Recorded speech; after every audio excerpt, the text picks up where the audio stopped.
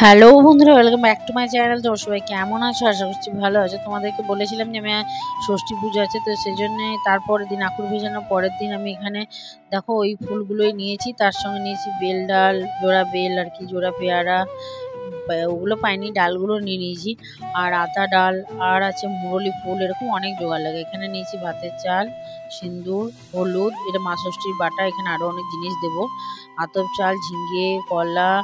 তো চলো এখন বাকি সবার জন্য আকুরিগুলো রেডি করি। আমি এখানে 3টে সুপারি দিয়ে নিয়েছিলাম, আছে এই ছোলার ভেতরেই ঢুকে গেছে হয়তো। 3টে সুপারির মধ্যে একটা হচ্ছে মা ষষ্ঠীর আগে যেটা রেডি করবো সেটা মা ষষ্ঠী, এরকমভাবে কাঁঠাল পাতা ঠোঙা করে নিতে হয়, মানে এটা নিয়ম হচ্ছে ঠোঙাতে কিছু কিছু জিনিস দিতে হবে। তো এই জন্যই আমি মা ষষ্ঠীর আগে করে নিয়েছি রেডি। মা ষষ্ঠীর পর করবে ছেলের করব। ছেলে ভেজা ছোলা খেতে চায় না, সেদ্ধ ছোলা খায়, কিন্তু ভেজে ছোলাটা খায় না, সেই জন্য আমি আর ওকে ওরটাতে বেশি দিইনি, কয়েকটাই দিয়েছি, একটা সুপারি দিয়ে দেবো, আর এইসব শসা টসা এগুলো দেবো।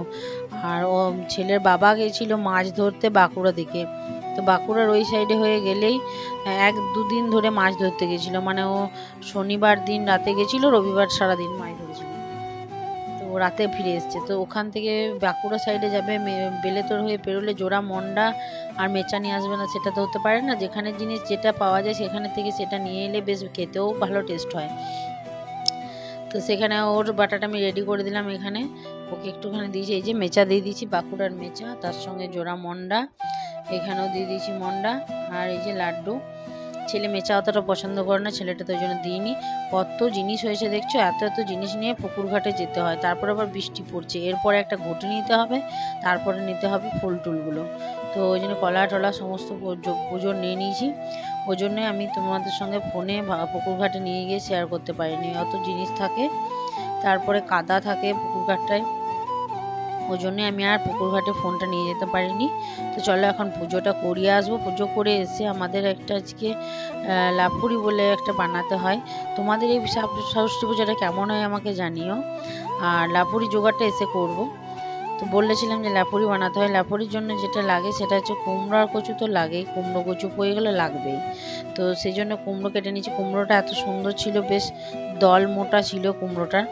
কুমড়োর যদি এই যে দলটা, যদি এই জিনিসটা যতটা মোটা হবে কুমড়োটা খেতে তত টেস্ট হয়। তো ওই জন্য কুমড়োটা কেটে নিয়েছি কিছুটা, কচু নিয়ে নিয়েছি, বাপের বাড়ি কচু এখন আছে, সে কচু কেটে নিয়েছি কিছুটা, আর এখানে নিয়েছি কি নিইনি, সব কিছুই নিয়েছি, এখানে পটল নিয়েছি, তারপরে বরবটি শুটি নিয়েছি, ঝিঙে নিয়েছি, পোড়ল নিয়েছি, আর যেটা নিয়েছি সেটা হচ্ছে শশা, এটাতে শশা কুচিও দেয়। আমার বাপের বাড়িতে পুজো হয় কিন্তু এরকমভাবে আঁকুড়ি পেতেও হয় না, শুকনো ছোলা দিয়ে হয়, ব্রাহ্মণরা দেয় ভিজে ছোলা, আর এইসব লাপুরি টাপুরিও করে না, এখানে একটু বেশি দেখেছি আমি। আর এখানে শাকের মধ্যে নিয়েছি পুঁই শাক, আর এই লাল লাট শাকগুলো নিয়েছি, কিন্তু এই শাকটা চাইলে নিতে পারো, শাকটা একটু পোকা ধরা ছিল বলে আমি নিইনি, শুধুমাত্র ডাঁটগুলো নিয়েছি। তো চলো এবার লাপুরিটা বসাই। লাপুরিটা বসাতে কিচ্ছু না, গরম তেল দিলাম বেশ অনেকটা পরিমাণ, এখানে ছোলাটাকে সেদ্ধ করে রেখেছি, ভিজে ছোলা যেটা দেখলে ওটা কিছুটা সেদ্ধ করে রেখেছি, এটাতে দেবো একটুখানি 5 ফোড়ন, শুকনো লঙ্কা, তেজপাতা, গোটা জিরে, এটা দিয়ে একে একে সমস্ত সবজি দিয়ে ভালো করে নাড়াতে হবে, জল দেবার প্রয়োজন নেই, ঢাকা দিয়ে দিয়ে রান্না করলেই সেদ্ধ হয়ে যাবে, যদি মনে হয় যে একটু লাগবে তখন দিতে পারো, তবে বেশি জল না দেওয়াই ভালো। এইগুলো সব সবজি একে একে দিয়ে নাড়াচাড়া করে নুন, হলুদ, একটুখানি গুড় দিতে হবে যাতে একটু ব্যালেন্স হয়ে যায়, তো গুড় দিয়ে পরে শুধু নাড়াচাড়া করতে হবে। আর যদি চাও তোমরা আদা রসুন পেঁয়াজটাকে কিন্তু ওই তেলের মধ্যেই দিয়ে দিতে হবে, যেহেতু আমি নিরামিষ করছি সেহেতু সেটা দিইনি। তো ছেলেকে এখন বাটাটা দিয়ে আসি, তারপর আবার আসবো।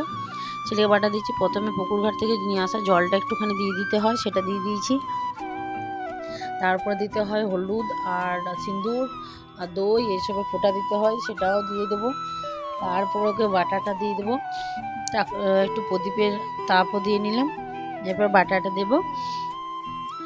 আর ওই যে সবজিটা দেখছো, সবজিটা ঢাকা দিয়ে এসেছি আমি, সবজিটা ঠিক নিজে থেকেই হয়ে যাবে সুন্দরভাবে, আর শুকনো খোলায় ভেজে রাখা যে থাকে সেই মশলাটা খালি দিয়ে দেবো এটাতে। এই যে দেখছো ও এখন খাচ্ছে, আমার প্রদীপটা কিন্তু অনেকক্ষণ জ্বলেছে, পুকুর ঘাট থেকে কেউ আর জ্বালিয়ে প্রদীপ আনতে পারেনি। আমি যখন পুজো করাতে গেছিলাম তখন কেউই ছিল না, তারপরে সবাই এসেছে কিন্তু কেউ প্রদীপ জ্বালিয়ে রাখতে পারেনি। আমি কিন্তু আমার প্রদীপটা বেশ সুন্দর চলে এসেছে বাড়ি পর্যন্ত, এমনকি 12টা 12:30 পর্যন্ত ছিল। তো এটাতে শুধু জিরে তেজপাতা শুকনো লঙ্কা এইগুলোকে শুকনো খোলায় ভেজে খালি ওপর থেকে পাউডারটা 2-3 চামচ দিয়ে দিলেই লাফুরি রেডি। তো খুব সুন্দর হয় খেতে এটা। অনেক কিছু কলাই সেদ্ধ করে আরও দিতে পারো। এই ফাঁকে আমি ছেলেকে একটু হলুদটা মাখিয়ে দিলাম। হলুদ এমনিতেও ভালো, আর ষষ্ঠীর হলুদটা মাখতেও হয়, আর হলুদ মাখাটা তো ভালো, ওই জন্য ভালো হলুদটা পুরোটা ওকে মাখিয়ে দিই। তো চলো ও এবার স্নান করবে। প্রায় 12টা 12:30 বাজছে। প্রদীপটা আমার এতক্ষণে একটু নিভেছে। তো এখানে দেখো কতটা কালি পড়েছে দেখছো, পুকুর ঘাট থেকে সমানে জ্বলছিল। এখানে ফ্যান চলছিল বলে আমি ঢাকা দিয়েই রেখেছিলাম। তো এটাকে আমি ওয়েস্ট করব না, এটাকে দিয়ে আমি একটু কাজলটা পেরে নেবো। এই দেখো কাজল পেরে নিয়েছি, ওইটাকে নিয়ে নিয়েছি, একটুখানি 1 ফোঁটা ঘি দিয়ে পরে ব্যাস। আমার বাবা বলে যে কোনো কাজ চেষ্টা করলে সবাই পারে, আর সেটা চেষ্টা করতে হয়, অন্য কারোর উপর ভরসা করতে নেই। এইটা আমার বাবা কিন্তু খুব বলে।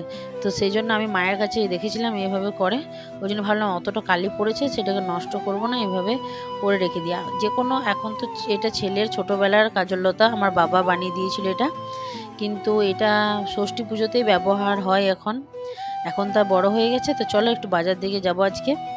তো একটু বাজার গেছিলাম। আজ হচ্ছে ষষ্ঠী, ভাদ্র মাসের মন্থন ষষ্ঠী আজকে। কী জন্য যে আজকে বাজারে গেছিলাম সেটা দেখাবো পরের মাসের ষষ্ঠীতে।